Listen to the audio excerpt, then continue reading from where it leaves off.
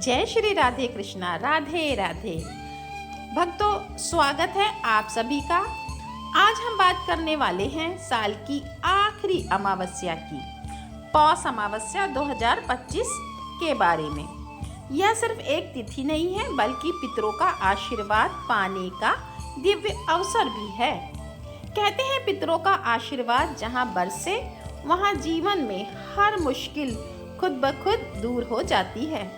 तो चलिए दोस्तों, शुरू करते हैं और बहुत सारी जानकारी एक साथ पाते हैं। वीडियो लास्ट तक जरूर देखना, ज्ञान तो मिलेगा ही, जीवन में कुछ अच्छा करने का मौका भी मिलेगा।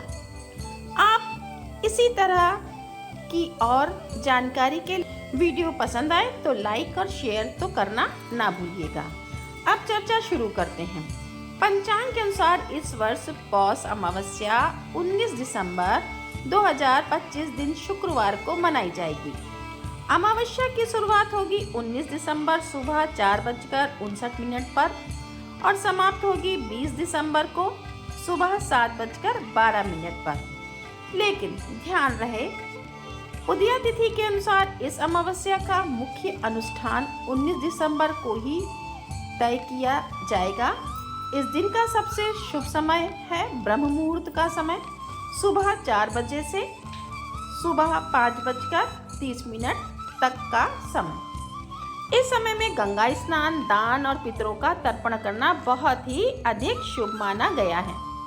हिंदू धर्म में इस समस्या को मोक्षदायिनी अमावस्या भी कहा गया है, क्योंकि इस दिन किए गए कर्म पितरों की आत्मा को शांति देते हैं, पितृदोष दूर करते हैं, घर में सुख समृद्धि लाते हैं।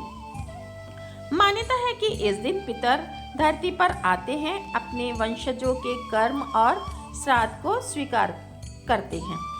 जो लोग संतान सुख की इच्छा रखते हैं, उनके लिए भी इस अमावस्या का व्रत अत्यंत फलदायी बताया गया है। धार्मिक ग्रंथों में कहा गया है, सच्चे मन से किया गया तर्पण पीढ़ियों का मार्ग प्रशस्त करता है। अब बात करते हैं पौष अमावस्या पर पूजा किस तरह करनी है। थोड़ा सा बता देती हूँ। सुबह जल्दी तड़के उठकर ब्रह्म मुहूर्त में ही स्नान करें। जो शुभ दिन होते हैं उसमें जल्दी उठना बहुत ज़रूरी होता है। यदि संभव हो तो गंगा स्नान करें या किसी पवित्र नदी में स्नान करें। अगर संभव ना हो तो घर में ही नहाने के जल में गंगा जल मिलाकर स्नान करें। स्नान के बाद पितरों के नाम से तर्पण करें। काली तिल, कुश, दूध और जल का प्रयोग करें। दीप प्रज्वलित करें, पितरों का स्मरण करें। घर के ब्रह्म स्थान में शांति पाठ या गायत्री मंत्र का जाप करना बहुत शुभ होता है। दान में तिल, काले वस्त्र, भोजन, कंबल, गुड़, आटा, इन चीजों का दान बहुत ही पुण्यदायी माना जाता है। कहते हैं दान ही वो पुल है जो मनुष्य को पितरों और देवताओं से जोड़ता है। अमावस्या पर पितरों को विशेष रूप से भोजन और तर्पण देने का विधान है। पितृकर्म करने का शुभ समय दिन में 11:30 बजे से दोपहर में 2:30 तक के बीच का समय है। इस अवधि में श्राद्ध करें, पिंडदान करें, पंचबली कर्म करें। मान्यता है कि इस समय किए गए कर्म पितरों तक शीघ्र पहुंचते हैं और वो प्रसन्न होकर आशीर्वाद देते हैं। इस साल पौष अमावस्या पर योग भी बहुत खास बन रहे हैं। शूल योग सुबह से दोपहर 3:47 तक रहेगा और उसके बाद गंड योग प्रारंभ होगा। ज्येष्ठा नक्षत्र सुबह से रात 10:51 तक। इसके बाद मूल नक्षत्र प्रारंभ होगा। इन विशेष योगों में किए गए उपाय, दान और तर्पण कई गुना अधिक फलदायी माने गए हैं। अब कई लोग हमसे प्रश्न करते हैं कि पितरों का आशीर्वाद क्यों जरूरी है।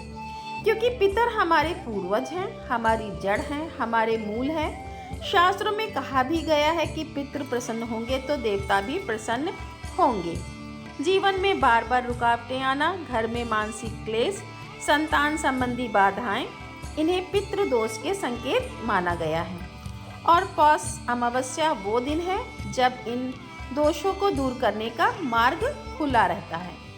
अंत में दोस्तों, पौष अमावस्या केवल एक धार्मिक तिथि नहीं, बल्कि यह आत्मिक शांति, आशीर्वाद और कर्मों के शुद्धिकरण का भी दिन है। इस दिन केवल अनुष्ठान ही नहीं, बल्कि पितरों को मन से याद करना चाहिए। उनके लिए किए गए उपकारों के लिए धन्यवाद जरूर देना चाहिए, क्योंकि जिस घर में पूर्वजों की पूजा होती है वहाँ सुख स्वयं ही चलकर आता है। अगर आपको यह जानकारी अच्छी लगी हो, वीडियो अच्छी लगी हो, तो प्लीज़ इस वीडियो को लाइक करें, शेयर करें, कमेंट में राधे राधे लिखें।